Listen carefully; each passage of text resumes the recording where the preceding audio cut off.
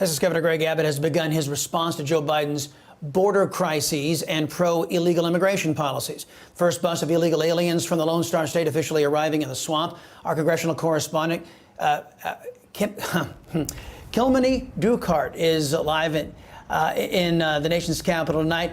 Just learning your name for the first time. Glad to know you. What can you tell us? You nailed it, Chris. You nailed it. Absolutely. Good to be with you. Good evening, Chris. From Venezuela to the U.S. Capitol, we followed this group of 10 migrants who arrived by bus this morning. They had crossed the border more than 24 hours ago and were processed by the Department of Homeland Security. Their journey from Texas to Washington, D.C., 34 hours. They voluntarily took part in this initiative by Texas Governor Greg Abbott, who, of course, has slammed the Biden administration for its decision to rescind Title 42, which is, of course, that key public health order used to expel migrants during the pandemic. Abbott tweeting this: first Texas bus drops off illegal immigrants blocks from the U.S. Capitol in Washington, D.C. Biden refuses to come see the mess he's made at the border, so Texas is bringing the border to him. I asked this group how they felt about being part of this political message. They told me that they were aware that they were a prop, but that they didn't care. They didn't have the money to travel to their final destinations, and this would enable them to do so. ¿Cómo se llama? José Alejandro. Alejandro. Alejandro, ¿cuántos años tienes? How old are you? 26. 26. Okay. 26 years old. And you're 40? ¿Sí? And 25. 25. ¿Se siente? How do you feel? Muy bien, gracias a Dios. Gracias a Dios que llegamos. Destination finalmente? Miami.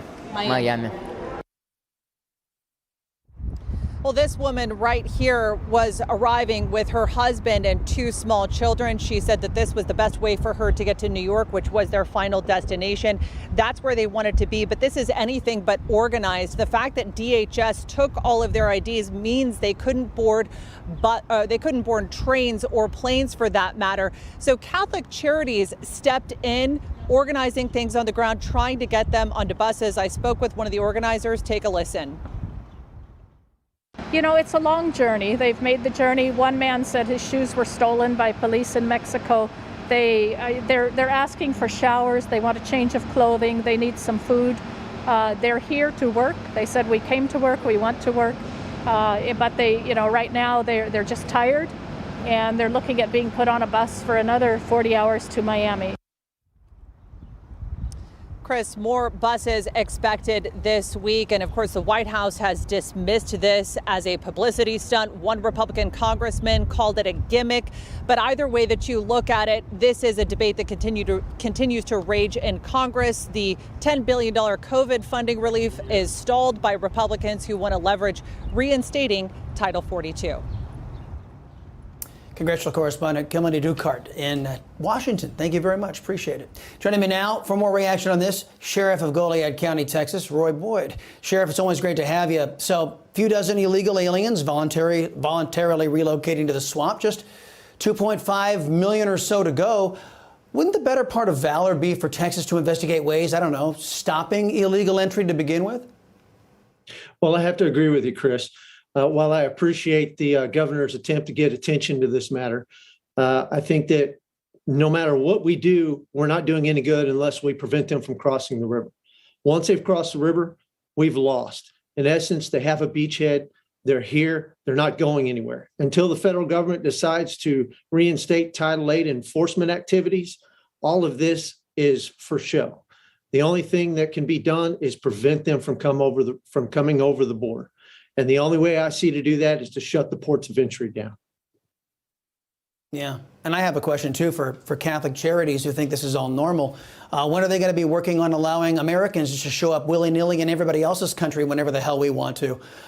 Reports are emerging that our border security is such a joke.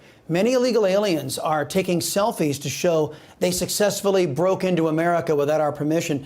This all comes as the Biden administration is set to remove Title 42. I think they're going to do that at the latter part of May. Sheriff, how devastating will the removal of Title 42 be to Texas, but in particular into the American Latino communities which apparently Catholic Charities couldn't give a damn about, and certainly the Biden administration doesn't give a damn about?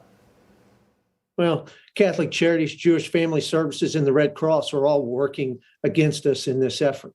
Unfortunately, we find ourselves on our own trying to do what we can at the local jurisdictions. I believe that the poor people in the valley, the Hispanic community down there, is going to be overrun when May 23rd comes. We've already seen cartels beginning to prep for the logistical needs of this mass rush of people right here in our own area. We're recovering stolen vehicles. We're having vehicles stolen. We're finding new sites in the brush where they're preparing to be able to stash people, stash vehicles, strip vehicles for use in moving people from the border to Houston. And so we see something we've never seen before. The logistical needs of this kind of mass rush are causing the cartel to have to take action much earlier in advance than they normally do.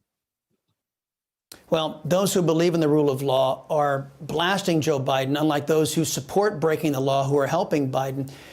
They want a real concrete plan to stop these millions of illegal aliens once Title 42 is removed.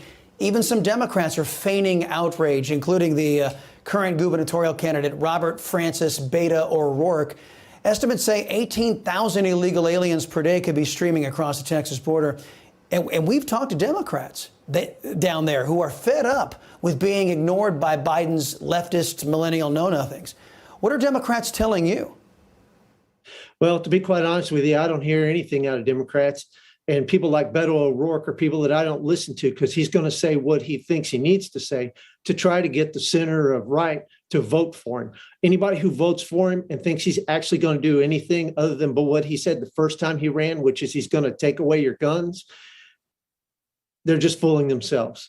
He is not a newfound conservative. He did not get splashed with holy water and become a good person overnight. It didn't happen. He's just another lying politician who's going to say what he needs to say to try to get you to vote for him, so then he can do what it is he wants to do, not what he told you he was going to do.